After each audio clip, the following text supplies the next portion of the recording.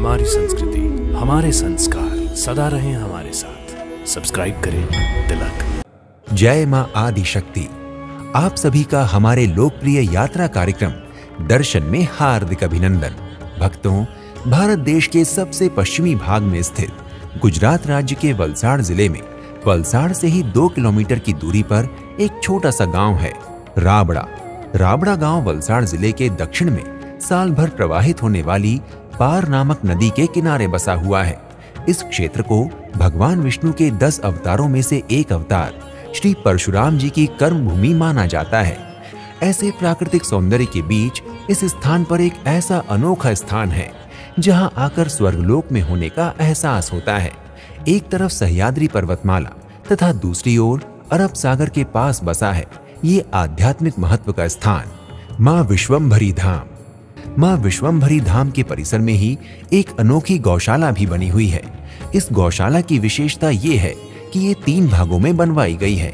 एक ही गौशाला को 3 भागों में बनवाने के पीछे कारण ये था कि कोई भी प्राणी एक ही स्थान पर प्रसन्न नहीं रह सकता, इसलिए यहाँ रहने वाली गायों को मानसिक तथा शारीरिक रूप से स्वस्थ एवं प्रसन्न रखने के लिए दिन भर में 3 अलग अलग स्थानों पर रखा जाता है। ये जो गौशाला है वो गिर गाय की गौशाला है। गाय को हम माता कहते हैं, लेकिन यहाँ पे हम देखेंगे तो ये मॉडल गौशाला है, आदर्श गौशाला है, उसमें माता का स्थान दिया गया है।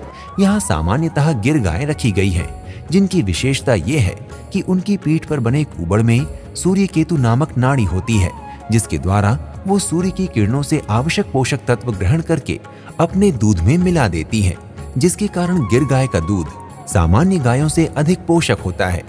अपने भारतवर्ष के अंदर जो देसी गाय है उसमें सबसे बड़ा महत्व देसी गायों को इसलिए दिया गया है क्योंकि उनकी जो हम्प है, जिसको हिंदी में हम पीठ कहा करते हैं, उसमें सूर्य केतु नाम की नाड़ी रहती है जो सूर्य प्रकाश के दौरान वो उसमें से मिनरल जो भी है एब्जॉर्ब करके अपने जो भी गौमूत्र, गोबर, दूध, ये सारी चीज़ों में उनको मिक्स करते हैं। वो उनके पीछे जो साइंस है उसको उजागर करने का एक छोटा सा प्रयास है। तो गिर गाय उससे बेटर कैसे है, उसका एक ही रीज़न है कि देसी गाय जो है उसके हम्प का जो गहराव रहता है, जो उसका गोलाई रहती है वो छोटा रहता है, लेकिन अपनी जो गिर गाय है उसका हम्प बड़ा रहता है, जिस वजह से वो नाड़ी जो है सूर्य केतु नाम की नाड़ी वो भी बड़ी रहेगी। तो बट ऑब्वियस है जब वो बड़ा है पार्ट जो एब्जॉर्ब करता है तो उसकी प्रोडक्टिविटी भी ज़्यादा रहेगी। ये गौशाला एक तरह से औषधालय भी है, क्योंकि यहाँ गायों का गोबर और मूत्र भी औषधि बनाने में उपयोग में लाया जाता है।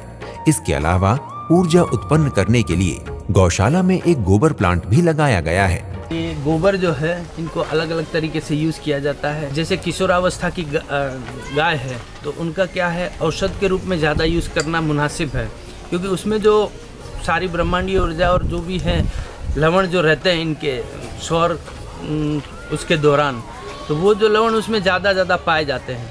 तो ये सारी चीज़ें जो हैं उसमें ज़्यादा प्राप्य रहती है, उसमें ज़्यादा हम ले सकते हैं।